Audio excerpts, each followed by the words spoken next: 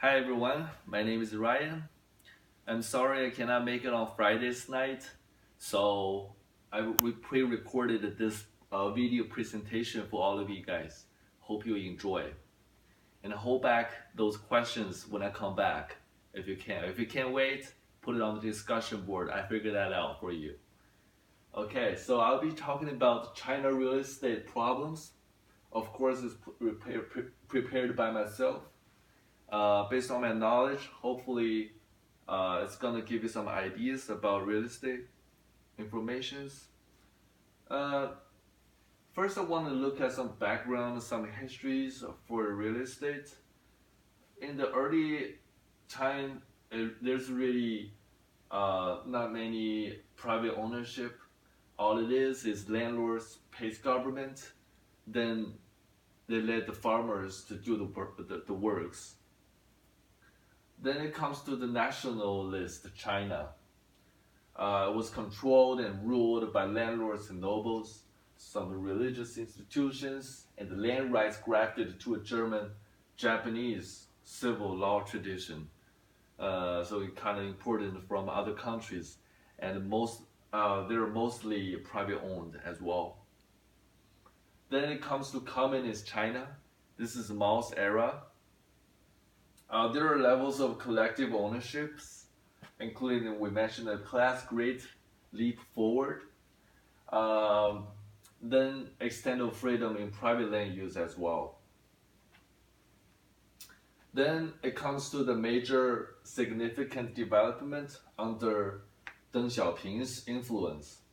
In this Article 13 of Fourth Amendment indicates the lawful private property of citizens shall not be inviolable.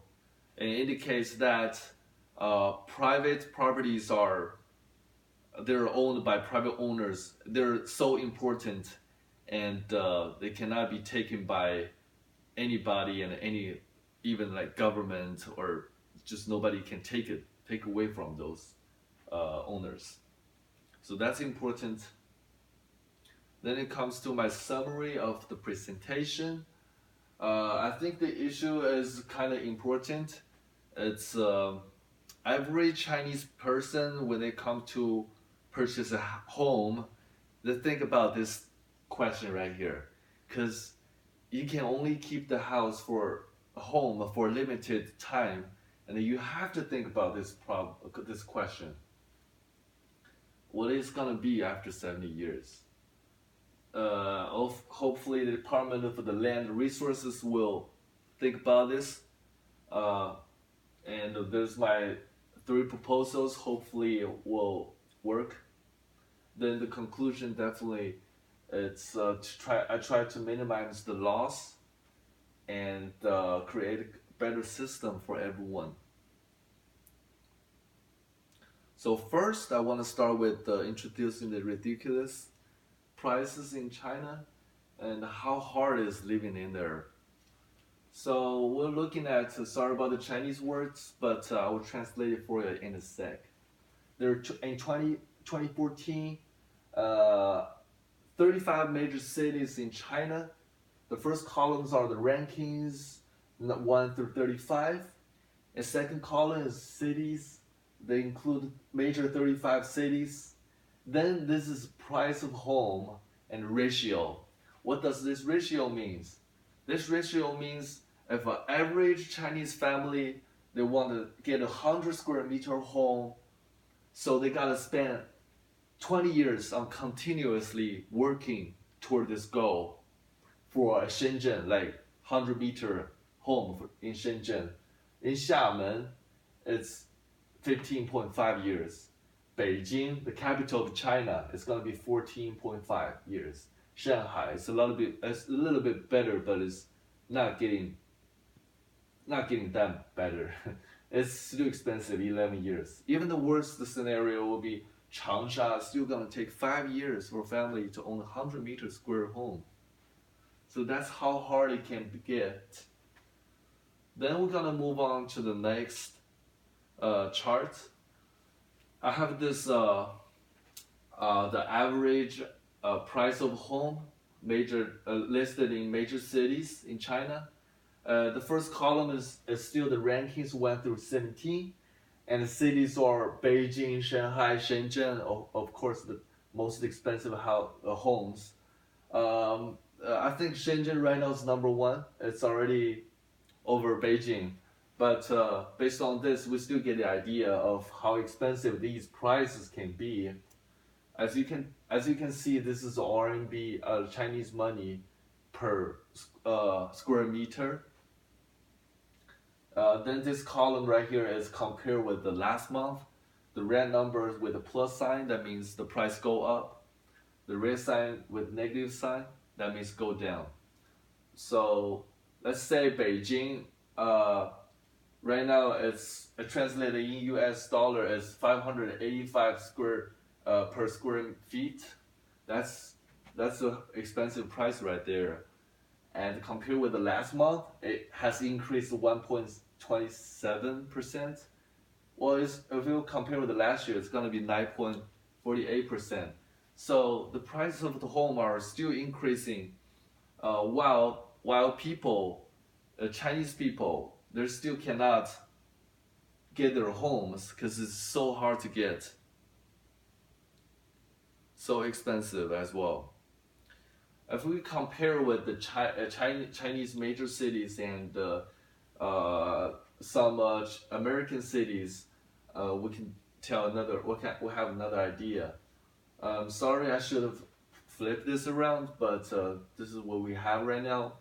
The numbers here are different. It's US dollar divided by square meter, but we still can tell from the graph that how expensive the prices are. Like the top, San Francisco is like Shenzhen. They're at the same level, with above like 3,200. And then it comes to Beijing and Los Angeles, they're the same. So you can imagine Beijing's like Los Angeles, that expensive. So when it comes to China, the middle point right here, 35 cities in China, and the US medium cities, they're right here, they're about the same. Even though you think the prices are like about the same in America, there's not a big difference. But if you compare with the currency, compare with the hardship that Chinese people live in there, it's barely can compare with American homes. You live in a single small unit, right, with the whole family, but it's in America here, you have a big, beautiful house and with your yard, you can do whatever you like. So that's a major difference. And in China, people can hardly afford a beautiful home like this in America. So that's a big difference. And also that's a big reason why people want to move to America from China. Then we look at the duration of the land usage. It's unbelievable because in America here you can use the house until you don't want it, you sell it, right? If you still want to keep it, you can give it to your grandchildren. But in China, the residential, you can only keep it for 70 years, I'm sorry. So, but there's a lot of procedures and approval in China you got to go through in order to own the homes. And that usually takes about 1 through 3 years. So divided by if you take out whatever time you spend on the house and procedures, eventually you only have like about 65 years for living in your beautiful home. And if you compare with the industrial purposes, commercial, it's gonna be less. So there's a lot of restriction on this perspective. Also, we come to the challenges. We have the bubble economy, so the price will be up and down, so unstable. The poor quality of residential homes, as you can see, they also sometimes have a serious problems like recently I have heard about like the new home and the balcony, like a patio, just fall off just exactly like this. and luckily there were no people like injured, but that was still bad because the quality was so terrible. Then the low occupancy in some rural cities. There's a lot of new areas, new community homes like this, but there's nobody moving in. I think their idea is trying to attract more people from rural to move to urban cities, but in these new urban cities, there's just not many people trying to move in, and that's such a waste of time and bad management there. My proposal to this question will be, after 70 years, if the owners still want to keep this property, they should. It is okay to collect a small amount of money for extent during the property. Um, if you don't want to keep the property, you can let the government take the property back and compensate the owners with the whatever the current value is, so the owners don't encounter loss, because the homes are so expensive in China, so hard to get. Eventually, the best solution would be the government fix their law and to let people have a peace of mind on uh, they don't have to worry about houses, homes, and they just like in America here it's more stable.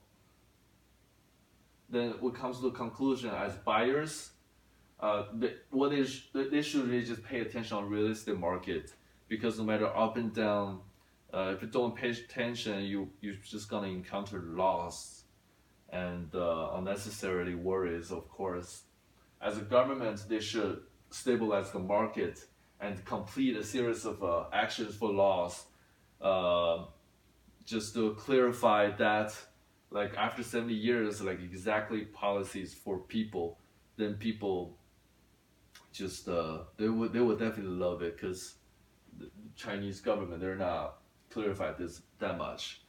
So there will be all of my presentation. And thank you very much for watching, and I hope you have a good weekend. And I'll see you when I back. Thank you. Bye.